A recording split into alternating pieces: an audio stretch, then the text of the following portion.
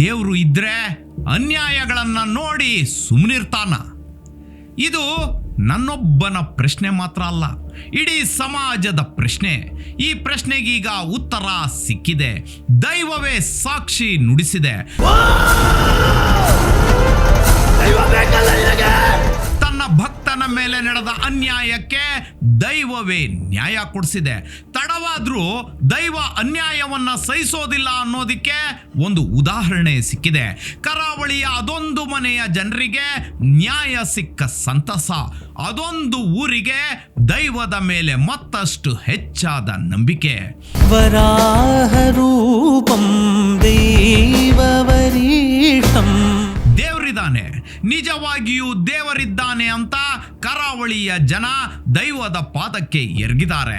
ಕಾಂತಾರ ಸಿನಿಮಾದ 2 ಭಾಗವನ್ನ ನೋಡಿದ್ರೆ ಕರಾವಳಿ ಜನರ ನಂಬುಗೆಯ ದೈವದ ಶಕ್ತಿ ಏನು ಅನ್ನೋದು ಗೊತ್ತಾಗುತ್ತೆ. ಅದು ಸಿನಿಮಾ.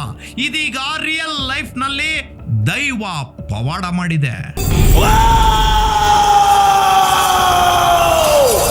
ಅವನೊಬ್ಬ ಅಪ್ಪಟ ದೈವ ಭಕ್ತ. ಆದ್ರೆ ಅದೊಂದು ದಿನ ಅಪಘಾತ ನಡೆದು ಆತ ಪ್ರಾಣ ಬಿಟ್ಟ. ಆದ್ರೆ ಭರ್ತಿ 12 ವರ್ಷಗಳ ಹಿಂದೆ ನಡೆದ ಈ ಅಪಘಾತವಲ್ಲ, ಅಪಘಾತದ ರೀತಿಯಲ್ಲಿ ಸ್ಕೆಚ್ ಬರೆದು ಕೊಂದು ಮುಗಿಸಿದ್ರು. ಇದೀಗ ಅದೊಂದು ಯೋಜಿತ ಕೊಲೆ ಅನ್ನೋದು ಪ್ರೂವ್ ಆಗಿದೆ. ಆರೋಪಿಗಳಿಗೆ ಜೀವಾವಧಿ ಶಿಕ್ಷೆ ಘೋಷಿಸಿದೆ ನ್ಯಾಯಾಲಯ. ಇಷ್ಟಕ್ಕೂ ಏನಿದು ಘಟನೆ? ಆ ರಾತ್ರಿ ನಡೆದಿದ್ದೇನು? ಕೊಲ್ಲಿಸಿದ್ದು ಯಾರು? ಕೊಂದಿದ್ದು ಯಾಕೆ? ಸಂಚು ಬಯಲಾಗಿದ್ದು ಹೇಗೆ? ರಸ್ತೆ ಬದಿಯಲ್ಲಿದ್ದ CCTV ಕೊಟ್ಟ ಸುಳಿವೇನು? ಗಂಗಾಧರ್ ಪಾಂಗಳ್ ಕೊಲೆ ಪ್ರಕರಣದ ಪಿನ್ ಟು ಪಿನ್ ಡೀಟೇಲ್ಸ್ ಕೊಡ್ತೀನಿ. ಅದಕ್ಕೂ ಮುನ್ನ ನೀವಿನ್ನು ಚಾನಲ್ ಅನ್ನ ಸಬ್ಸ್ಕ್ರೈಬ್ ಮಾಡಿಲ್ಲ ಅಂದ್ರೆ ದಯವಿಟ್ಟು ಸಬ್ಸ್ಕ್ರೈಬ್ ಮಾಡ್ಕೊಳ್ಳಿ.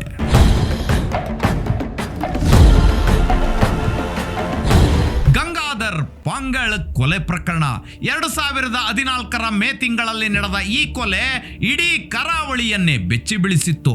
ಗಂಗಾಧರ್ ಪಾಂಗಳ ಅಂದ್ರೆ ಒಬ್ಬ ವ್ಯಕ್ತಿ ಮಾತ್ರ ಅಲ್ಲ, ಆತ ದೈವಾರಾಧಕ, ಸಮಾಜ ಸೇವಕ. ದೈವದ ಸೇವೆಯೇ ಆತನ ಉಸಿರು. ಸಾಮಾಜಿಕ ಚಟುವಟಿಕೆ ನಿತ್ಯದ ಕೆಲಸವಾಗಿತ್ತು.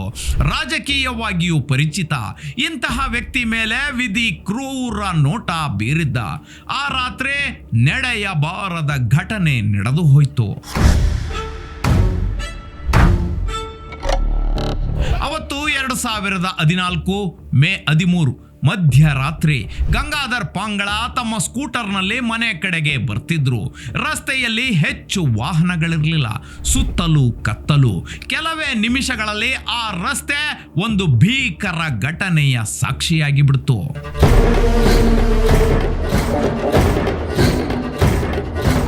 ರಸ್ತೆಯಲ್ಲಿ ಬರ್ತಿದ್ದ ಒಬ್ಬ ಆಟೋ ಚಾಲಕ ಒಂದು ಸ್ಕೂಟರ್ ಬಿದ್ದಿರೋದನ್ನ ಗಮನಿಸಿದ್ದ.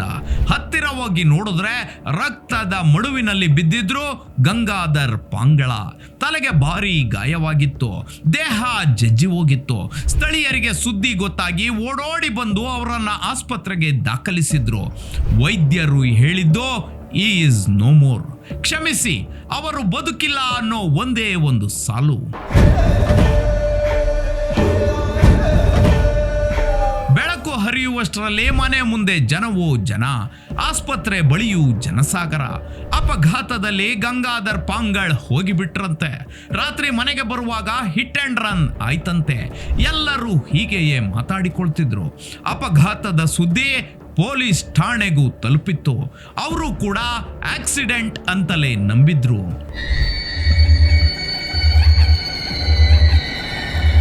ಪಣಂಬೂರು ಠಾಣೆಯಲ್ಲಿ ಕೇಸ್ ರಿಜಿಸ್ಟರ್ ಆಯಿತು. ಮೃತದೇಹದ ಪಂಚನಾಮೆ ಮಾಡಿಸಿ ಮನೆಯವರಿಗೆ ಶವ ನೀಡಲಾಯಿತು. ತನಿಖೆಯ ಜವಾಬ್ದಾರಿ ಹೊತ್ತಿದ್ದು ಸಬ್ ಇನ್ಸ್ಪೆಕ್ಟರ್ ಭಾರತಿ, ಅನುಭವಿ ಅಧಿಕಾರಿ. ನೋಡಿದ ತಕ್ಷಣವೇ ಅಪಘಾತ ಅಂತ ಅನ್ಸಿತ್ತು. ಆದ್ರೆ ಅವರ ಮನದಲ್ಲಿ ಪ್ರಶ್ನೆ ಮೇಲೆ ಪ್ರಶ್ನೆಗಳು ಮೂಡಿದ್ವು. ಗುದ್ದಿ ಪರಾರಿಯಾಗಿದ್ದು ಯಾರು? ಆ ವಾಹನ ಯಾವುದು? ಇವತ್ತಿನ ರೀತಿ ತಂತ್ರಜ್ಞಾನ ಬೆಳೆದಿರಲಿಲ್ಲ. ಅಲ್ಲೊಂದು ಇಲ್ಲೊಂದು CCTVಗಳಿದ್ವು. SI ಭಾರತಿ ವಾಹನವನ್ನ ಪತ್ತೆ ಹಚ್ಚಲೇಬೇಕು ಅನ್ನೋ ಹಠಕ್ಕೆ ಬಿದ್ರು. ಕೃತ್ಯ ನಡೆದ ನಗರದ ಸುತ್ತಮುತ್ತ ಇದ್ದ ಗೋಡೌನ್ಗಳು, ಯಾರ್ಡ್ಗಳು, ಜಂಕ್ಷನ್ಗಳ ಸಿಸಿಟಿವಿ ಪರಿಶೀಲನೆ ನಡೆಸಿದ್ರು. ಪ್ರತಿ ದೃಶ್ಯಗಳನ್ನ ದಿನಗಟ್ಟಲೆ ಕುಳಿತು ನೋಡಿದ್ರು. ಆಗಲೇ ಒಂದು ಸಿಸಿಟಿವಿ ದೃಶ್ಯ ತನಿಖೆಯ ದಿಕ್ಕನ್ನೇ ಬದಲಿಸಿತ್ತು.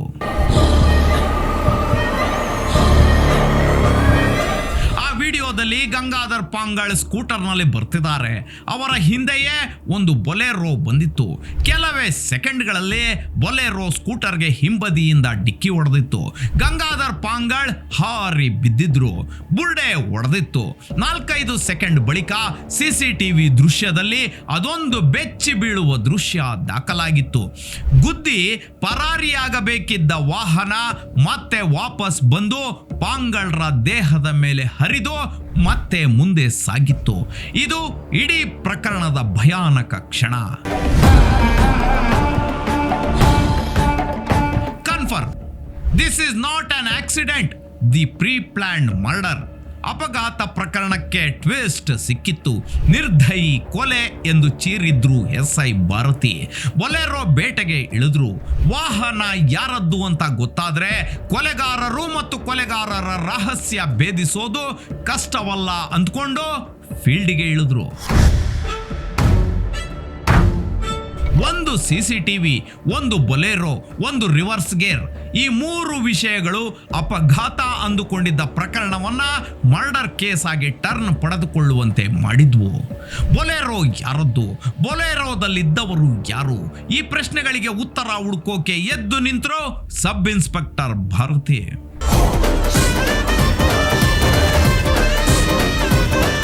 ಸಿಸಿಟಿವಿಯಲ್ಲಿ ದಾಖಲಾಗಿದ್ದ ಅಸ್ಪಷ್ಟ ನಂಬರ್ ಹಿಡ್ಕೊಂಡು RTO ಸಂಪರ್ಕಿಸಿದ್ರು. ಆಗಲೇ ಆ ಬೊಲೆರೋ ಮುಲ್ಕಿ ಭಾಗದ ಒಬ್ಬ ವ್ಯಕ್ತಿಯ ಹೆಸರಿನಲ್ಲಿ ರಿಜಿಸ್ಟರ್ ಆಗಿದೆ ಅನ್ನೋದು ಗೊತ್ತಾಯ್ತು. ಪೊಲೀಸರು ತಕ್ಷಣ ಆತನನ್ನ ಸಂಪರ್ಕಿಸಿದ್ರು. ಆ ಬೊಲೆರೋ ಮಾಲೀಕ, ಅವತ್ತು ನಾನು ವಾಹನ ಓಡಿಸ್ಲಿಲ್ಲ, ನನ್ನ ಡ್ರೈವರ್ ಪುಷ್ಪರಾಜ್ ಅನ್ನೋನು ತೆಗೆದುಕೊಂಡು ಹೋಗಿದ್ದ ಅಂದಿದ್ದ. ಅಷ್ಟೇ, ಪೊಲೀಸರ ಮುಂದಿನ ಟಾರ್ಗೆಟ್ ಪುಷ್ಪರಾಜ್. ಅವನ ಪತ್ತೆಗೆ ಬಲೆ ಬೀಸಿದ್ರು. ಹಿಡಿದು ತಂದು ವಿಚಾರಣೆ ಮಾಡಿದ್ರು. ಆದ್ರೆ ಅವನು ಕೊಟ್ಟ ಹೇಳಿಕೆಗಳು ಒಂದಕ್ಕೊಂದು ಹೊಂದಿಕೆ ಆಗ್ಲೇ ಇಲ್ಲ. ಪ್ರತಿ ಪ್ರಶ್ನೆಗೂ ಹೊಸ ಕತೆ, ಹೊಸ ಕಾರಣವನ್ನ ಕೊಟ್ಟಿದ್ದ. ಕೊನೆಗೆ ಡಿಕ್ಕಿ ಹೊಡೆದ ಬೊಲೆರೋ ವಾಹನ ಅತ್ತಾವರದ ಗ್ಯಾರೇಜ್ ಒಂದರಲ್ಲಿದೆ ಅನ್ನೋದು ಗೊತ್ತಾಯ್ತು. ಪೊಲೀಸರು ತಕ್ಷಣ ಅಲ್ಲಿಗೆ ದೌಡಾಯಿಸಿ ವಾಹನವನ್ನ ಸೀಸ್ ಮಾಡಿದ್ರು. ಬೊಲೆರೋ ವಾಹನದ ಮುಂಭಾಗವನ್ನ ನೋಡುತ್ತಲೇ ತನಿಖಾಧಿಕಾರಿ ಮತ್ತು ಫೊರೆನ್ಸಿಕ್ ತಂಡಕ್ಕೆ ಒಂದು ವಿಚಾರ ಸ್ಪಷ್ಟವಾಗಿತ್ತು. ಇದು ಅಕಸ್ಮಾತ್ ನಡೆದಿರೋ ಘಟನೆಯಲ್ಲ. ಕ್ಷಣಿಕ ಕೋಪದಲ್ಲೂ ಈ ಕೊಲೆ ನಡೆದಿಲ್ಲ. ಹತ್ಯೆಗೂ ಮುನ್ನ ದೊಡ್ಡ ಸಂಚು ನಡೆದಿದೆ. ಆ ಸಂಚಿನ ಹಿಂದೆ ಇದ್ದವನು ಸತೀಶ್ ಬೈಕಂಪಾಡಿ ಅನ್ನೋ ರಹಸ್ಯವನ್ನ ಹೊರತೆಗೆದಿತ್ತು ಖಾಕಿ. ಸತೀಶ್ ಬೈಕಂಪಾಡಿ ಬಂಧನಕ್ಕೆ ಬಲೆ ಬೀಸಿದ್ರು. ಅವನ ಮೇಲೆ ರೇಡ್ ಮಾಡಿದ್ರು. ಆದ್ರೆ ಆತ ಎಸ್ಕೇಪ್. ಅವನು ಪರಾರಿಯಾಗಿದ್ದ. ಮನೆಯಲ್ಲಿದ್ದ ಆತನ ಸಹೋದರರಾದ ಭಾಸ್ಕರ್ ಬೈಕಂಪಾಡಿ, ಹರೀಶ್ ಬೈಕಂಪಾಡಿಯನ್ನ ವಶಕ್ಕೆ ತೆಗೆದುಕೊಂಡು ಬಂದು ವಿಚಾರಣೆ ನಡೆಸಿದ್ರು. ಕೇಸಿನ ಪ್ರಮುಖ ಆರೋಪಿ ಸತೀಶ್ ಬೈಕಂಪಾಡಿಯೇ ಮಾಸ್ಟರ್ ಮೈಂಡ್ ಅನ್ನೋದು ಗೊತ್ತಾಯ್ತು.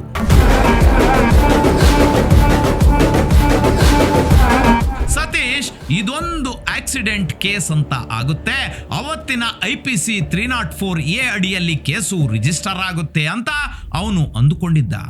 ಒಂದು ವೇಳೆ ಅರೆಸ್ಟ್ ಆದ್ರೆ ಸಲೀಸಾಗಿ ಜಾಮೀನು ತಗೊಂಡು ಹೊರಬರೋ ಪ್ಲಾನ್ ಅವನದ್ದಾಗಿತ್ತು. ಆದ್ರೆ ಪೊಲೀಸರ ತನಿಖೆ ಅವನ ಲೆಕ್ಕಾಚಾರವನ್ನ ಉಲ್ಟಾ ಮಾಡಿತ್ತು.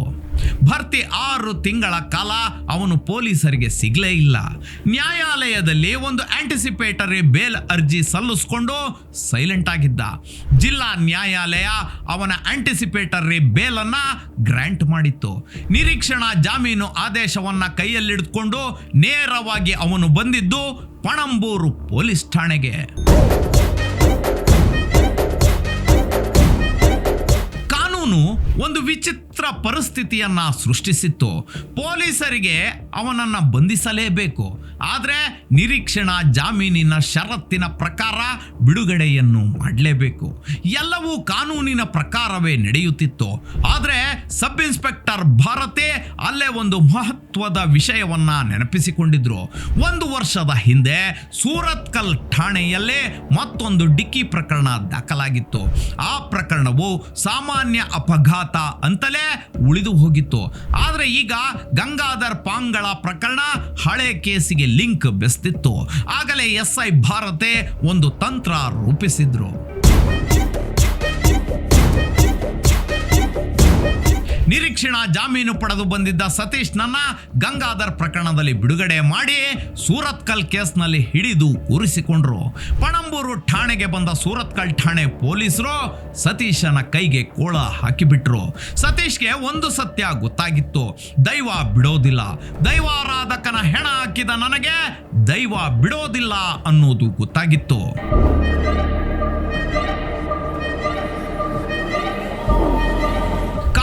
ಹೋರಾಟ ಶುರುವಾಗಿತ್ತು.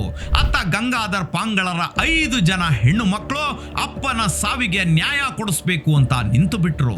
ಇತ್ತ ಪೊಲೀಸರು 4 ಬಂಧಿಸಿ ನ್ಯಾಯಾಲಯಕ್ಕೆ ಒಪ್ಪಿಸಿದ್ರು. ಪ್ರಕರಣದ ವಿಚಾರಣೆ ಆರಂಭವಾಯಿತು. ದಾಖಲೆಗಳು, ಸಾಕ್ಷಿಗಳು, ಹೇಳಿಕೆಗಳು, ವಾದಗಳು, ಪ್ರತಿವಾದಗಳು. ಭರ್ತಿ 12 ವರ್ಷಗಳೇ ಹುರುಳಿ ಹೋದ್ವು. ಜೈಲು ಸೇರಿದ್ದವರು ಜಾಮೀನಿನ ಮೇಲೆ ಬಿಡುಗಡೆಯಾಗಿ ನ್ಯಾಯಾಲಯಕ್ಕೆ ಕೇಸಿದ್ದಾಗ ಬಂದು ಹೋಗ್ತಿದ್ರು. ಕೊನೆಗೆ ಮಂಗಳೂರಿನ 2ನೇ ಹೆಚ್ಚುವರಿ ಜಿಲ್ಲಾ ಮತ್ತು ಸೆಷನ್ಸ್ ನ್ಯಾಯಾಲಯ ತೀರ್ಪು ಪ್ರಕಟಿಸಿಬಿಡ್ತು. ಪ್ರಾಸಿಕ್ಯೂಷನ್ ಮಂಡಿಸಿದ್ದ ಸಾಕ್ಷ್ಯಗಳು, CCTV ದೃಶ್ಯಗಳು, ಸಾಕ್ಷಿದಾರರ ಹೇಳಿಕೆಗಳು ಎಲ್ಲವನ್ನು ಪರಿಶೀಲಿಸಿದ ಬಳಿಕ ಇದು ಅಪಘಾತವಲ್ಲ, ಪ್ಲಾನ್ಡ್ ಮರ್ಡರ್ ಅನ್ನೋ ತೀರ್ಮಾನಕ್ಕೆ ಬಂದ ಕೋರ್ಟ್ 4 ಆರೋಪಿಗಳಿಗೂ ಜೀವಾವಧಿ ಶಿಕ್ಷೆ ಪ್ರಕಟಿಸಿದೆ. ಒಂದೇ ಕುಟುಂಬದ 3 ಸಹೋದರರು ಮತ್ತು ಅವರ ಸಹಾಯಕ ಪುಷ್ಪರಾಜ್ ಇದೀಗ ಮತ್ತೆ ಜೈಲು ಹಕ್ಕಿಗಳು. ಇದೀಗ ಕರಾವಳಿ ಜನ ದೈವ ತನ್ನ ಸೇವಕನ ಆತ್ಮಕ್ಕೆ ನೆಮ್ಮದಿ ಕೊಡಿಸಿದೆ, ಕುಟುಂಬಕ್ಕೆ ನ್ಯಾಯ ಒದಗಿಸಿದೆ ಅಂತ ಮಾತಾಡಿಕೊಳ್ತಿದ್ದಾರೆ.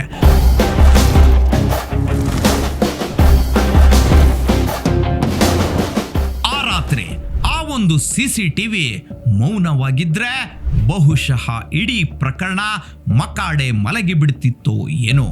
ದೈವದ ಆದೇಶ ನಿಧಾನವಾದ್ರೂ ಸತ್ಯ ನಿಧಾನವಾಗಿ ನಡೆದ್ರೂ ಗುರಿ ತಲುಪಿದೆ. ಸುಳ್ಳಿಗೆ ನೆಲೆ ಇಲ್ಲ, ಸತ್ಯಕ್ಕೆ ಸಾವಿಲ್ಲ ಅನ್ನೋದು ಇದಕ್ಕೆ ಅಲ್ವಾ. ಇಂತಹ ಡಿಫರೆಂಟ್ ಕ್ರೈಮ್ ಸ್ಟೋರಿಗಳಿಗಾಗಿ stay tuned. Suman TV Kannada, ಇದು ಸಮಾಜದ ಸ್ವರ.